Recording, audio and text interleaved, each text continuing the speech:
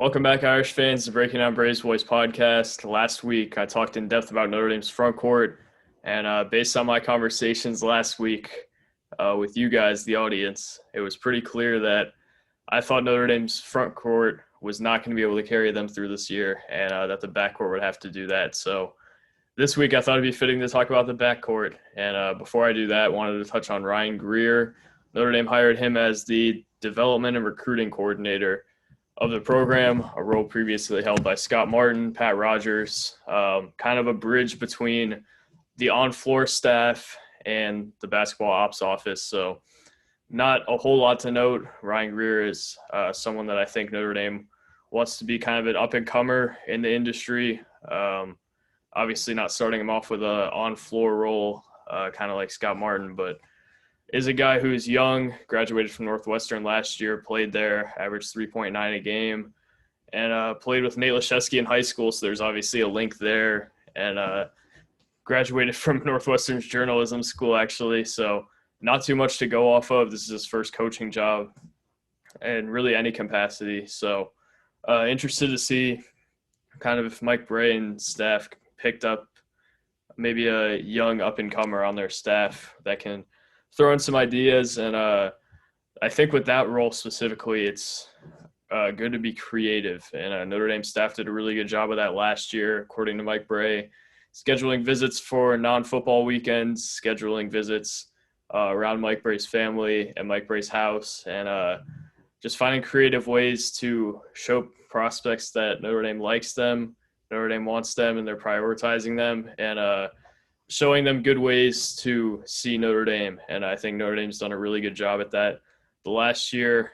And hopefully Ryan Greer, for their sake, can pitch in some of those ideas and kind of help them execute them. And that's really his role. It's not a role that you're going to see too often as a on-floor coach. He's not going to be like Anthony Solomon and Antoni Weich, transforming their defense, putting a new zone in or anything like that.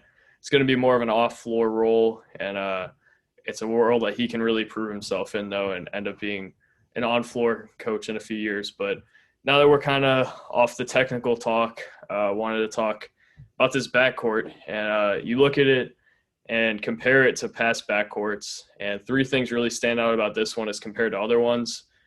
One is the depth. That's the first thing that jumps off the page at me. Notre Dame has five guards who I think – on the 2018-2019 team and the 2019-2020 team, all five of those guards would have started, and one of them actually did. But Marcus Hammond, J.J. Starling, Cormac Ryan, Dane Goodwin, Trey Wertz, those are all high-level ACC guards, and two of them haven't played in the ACC. One of them hasn't got great results in the ACC, but I don't think there's any question that those are all ACC-level backcourt guys. And all ACC-level scorers, all ACC-level shooters. And you can just go down the accolade list for those guys. J.J. Starling is obviously the headliner, face of the program, the five-star, one of the highest-rated recruits in Notre Dame men's basketball history. Marcus Hammond is kind of the slept-on guy who I think will have a huge year, 18 points per game at Niagara, multiple-time all-league player, and a guy who I think has a really translatable skill set to the ACC. Cormac Ryan, a guy I've been beating on the drum for years, arguably their best player in their biggest stretch of the year in March Madness, had a huge game against Alabama, a big game against Rutgers, and hit a few big shots against Texas Tech as well. Trey Wertz, I've always kind of stood on this take, even with Dane Goodwin on the roster, that Trey Wertz is their best shooter straight up. If there's 100 open looks from behind the arc, I've taken Trey Wertz over Dane Goodwin. I think Dane Goodwin's just more efficient at how he gets to the spots, has more stuff drawn up for him, and is better kind of getting in the flow of things and knows his role better. But going to Dane Goodwin, probably their most consistent player last year. Blake Wesley was obviously their best, but Dane Goodwin was the steady guy. And if you gave Dane Goodwin 10 shots from the field, there's a good chance he's shooting 70 or 80% from the field. So you have five high-level guards, and if Trey Wertz is your fifth guard in the ACC, you're going to be a really solid team, at least a really solid backcourt. So looking at the depth, that's the main thing that really stands out.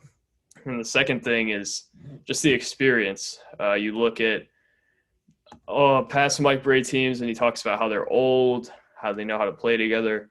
This team doesn't necessarily have that.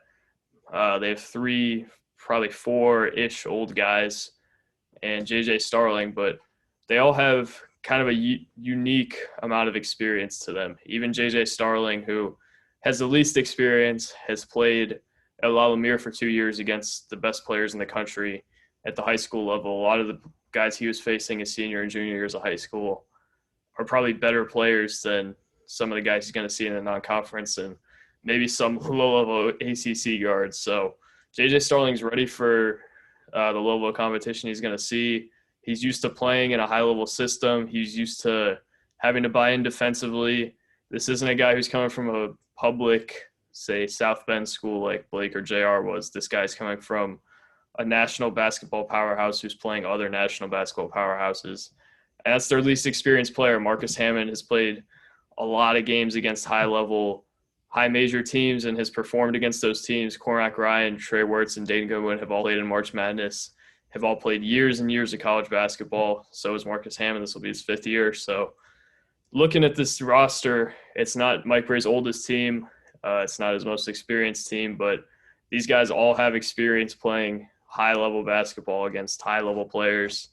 And they're all mature, too. Marcus Hammond has had some turnover issues, but I think in this new role as an old guy, he's going to accept that he has to be a little bit more of a playmaker, and he seems to be all bought in on that. JJ Starling, obviously, maybe the most mature freshman I've seen on the floor. Great decision maker, and it just seems ready in every aspect. Cormac Ryan's the leader.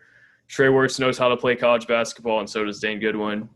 So the maturity and the experience to this group brings, even if the average age isn't as high as some past backcourts, is huge. And I think you're going to see that maybe not incredibly early, but as the season goes on, I think this group is going to look maybe even more like a veteran group than past Mike Brey teams have, like teams with Prentice Hub, Cormac Ryan, Trey Wertz, Dane Goodwin, all on the roster already. I think this team probably have maybe even less age, but will look maybe more experienced. And just looking at the last kind of thing I have is just overall talent. The off-the-dribble scoring ability is there for each of them. Trey Wertz and Dane Goodwin, lesser so, but all of them, the athleticism is up to par with most ACC guards, and the size is there. Nobody's undersized. They know how to play. They're deep, and this backcourt really stands out among ACC backcourts as well. I think they have an argument for best backcourt in the ACC. If Marcus Hammond and JJ Starling live up to what kind of I think they'll be and kind of the billing they've got from Notre Dame media and just national media in general. So this is a group that is really exciting, and kind of want to look at how they stack up against past Notre Dame backcourt. All right, now we're going to go into kind of looking at Notre Dame's former backcourts versus this one now that I've gone into this one and kind of what it brings to the table. Start with last year's. To me, it's Notre Dame's best backcourt since they made the Elite Eight. Had Prentice Hub, Blake Wesley, Cormac Ryan, Trey Wertz, Dane Goodwin. And really what it comes down to in terms of talent between the two is Hub and Blake Wesley versus Hammond and JJ Starling. And obviously Blake Wesley, first-round pick, leading scorer for Notre Dame last year. First one and done in program history, is going to be the most talented player. But to me, I like the backcourt duo of Marcus Hammond and JJ Starling a little bit better than Hub and Wesley. Obviously, those two were great creators for others, really helped Notre Dame get into a flow offensively. But Marcus Hammond and JJ Starling, I think, as a combined, are better scoring and more athletic, a little bit better size between the two. And I think just kind of that combo is going to be a little bit better than Hub and Wesley, although Wesley was probably the best individual player that I'm going to talk about and probably the best individual guard since the Elite Eight. But overall, I think just having that duo of Hammond and Starling, if they can really mesh and those guys can turn into high-level ACC players like I think they will, I think this backcourt is probably better than that one, even though that backcourt had a Blake Wesley. But I do think JJ Starling is probably the second best player, probably the second best guard since the Elite Eight runs, because you look at the recruiting rankings, you look at the experience, you look at the athleticism, the off-the-dribble ability, the creativeness.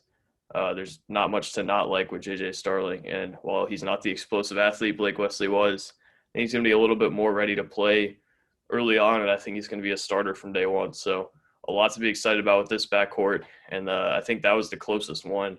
The year before that was Prentice Hub, Cormac Ryan, Dane Goodwin, Trey Wertz on a team that wasn't all that great. Nick Jogo was also in that backcourt, if you want to count him, even though he was more of a 3/4, more of a 4. But I don't think there's much of an argument with this. This backcourt's deeper, more athletic, older, and just really more talented in general in almost every aspect, although that was one of the better backcourts in the ACC that year. I think this one kind of blows that one away. And then it also kind of blows away the one from, what would that be, 2019, 2020, Prentice Hub, which would be sophomore year Hub, TJ Gibbs, Rex Pfluger, Dane Goodwin. Hub is obviously, that was probably Hub's best year, but still looking up and down that roster, the athleticism, the off the dribble ability, the ability to turn the corner, and the depth of this backcourt is much better than that one. That I would say was maybe Notre Dame's worst backcourt since the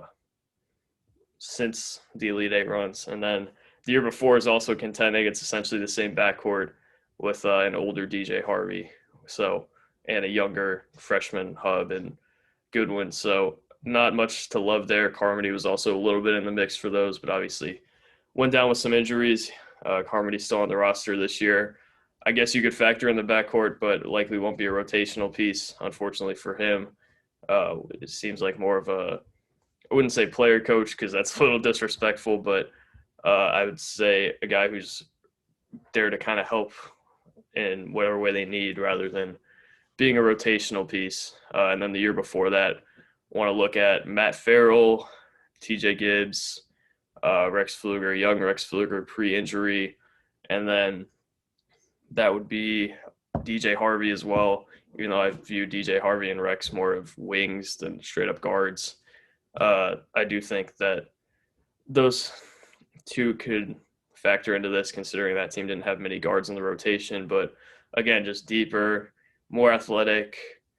The true point guard was a little bit better in that one than maybe what Hammond and Starling are going to give you as playmakers and kind of orchestrators. But overall, I think there's a lot more to like in this backcourt. So just kind of looking down the line at the backcourts from the Elite Eight to now, this one takes the cake to me. Obviously, there's more question marks than there were last year. Blake Wesley was the only question mark really last year. Now you have two. And Trey Wertz is a little bit of a question mark on his own, and how big of a leap's Cormac Ryan going to take. But just looking up and down this roster, it's really hard for me to find a better backcourt.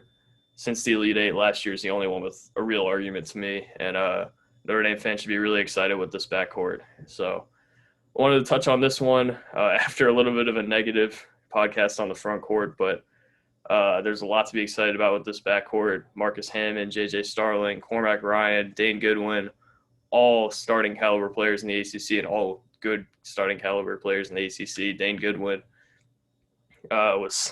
should have been an all-league player last year. Marcus Hammond, all-league player in his old conference, and J.J. Starling, obviously a McDonald's All-American. Cormac Ryan has the resume, and Trey Wertz is a guy who, if he's your fifth guard, you are in really good shape. So a lot to like with this Notre Dame team, and obviously a lot to be excited about. But the front court's going to have to come together, and this backcourt is going to have to learn how to kind of coexist. With depth comes responsibility that you got to learn to play together. And I do think that this group is mature and old enough and experienced enough to be able to do that. So I appreciate you guys watching. We'll obviously have more stuff out soon. The assistant coaching hire will probably happen in the next few days, if I had to guess. And we'll be talking more about high school recruiting and more about how Notre Dame's backcourt stacks up with the rest of the ACC, I'm sure, soon. So thank you guys for watching. Looking forward to the rest of the offseason, and peace.